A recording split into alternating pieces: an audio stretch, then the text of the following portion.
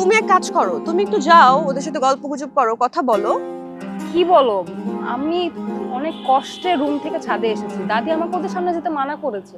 মানে কেন না করছে কেন? এটা কেমন কথা হলো?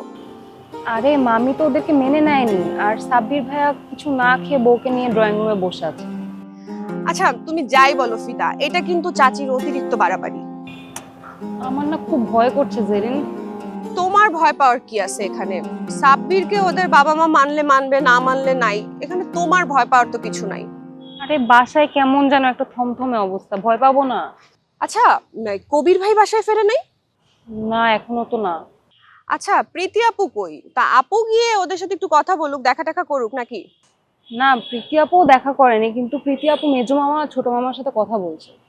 কিন্তু দেখো কোনো লাভই হয়নি। তুমি প্লিজ একটু জলদি বাসা চলে আসো না। আমি বাসায় তাড়াতাড়ি এসে কি করব বলো? চাচারাই যখন ওই মহিলাকে, না মানে চাচিকে মানাইতে পারে নাই, আমি এসে আর কি করব বলো?